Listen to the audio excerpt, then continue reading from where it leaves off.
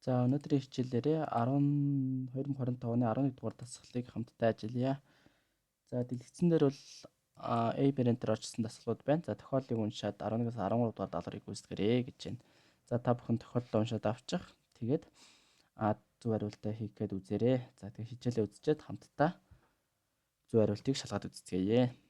За соёлын шалгуур үзүүлэлтүүд гэж байдаг. За үүнд бол соёлын суурь үлэмжүүд нь өөр ээж болно гэж байгаа. За үүнд бол шас суртахууны соёл, шашны соёл, дугуйс нөрөгчдийн соёл гэд үнэлэмжүүдээс хамаарж байна. За хоёрт нь соёлын бүтээгч хэрэглэгч нь өөр ээж болно гэж байна.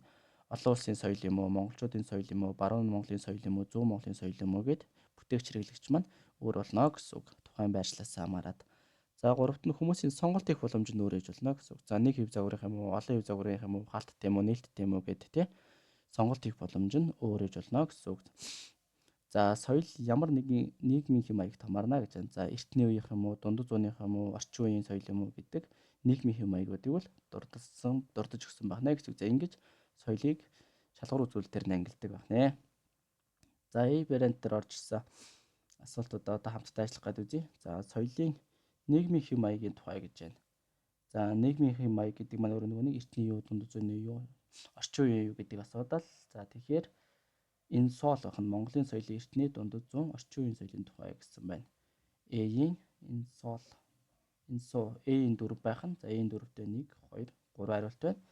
За дараа нь соёлын бүтээгч хэрэглэгч нь өөр ээж болно гэсэн. Нөгөө нэг бүтээгч хэрэглэгч нь монголчуудын соёл уу, баруун Монголын соёл уу гэдэг ойлголттой. За тэгэхээр Монгол олон улсын соёл уу, барууны соёл уу, Монголын соёл уу чан ёол байна. За тэгэхээр B-гийн 2. За B-гийн 2-тэй ганц хариулт байх нь. Тэгэхээр шууд зөв хариулт нь бол A гэдээ дугуйлж болно гэсэн үг. За цааш нь үзвэл C дээр соёлын суурь үлэмжүүдийн тухай гинэ. Нөгөө нэг шашны юу, дугуй сонирхогчдын юу гэдэг тий.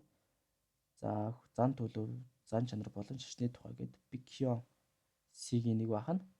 За тэгээд D-гийн 3 сонголт хийх боломжоор нь Хакун Монголын социализм үеийн тухай соёл гээд хаалттай соёлыг орж байна гэсэн үг.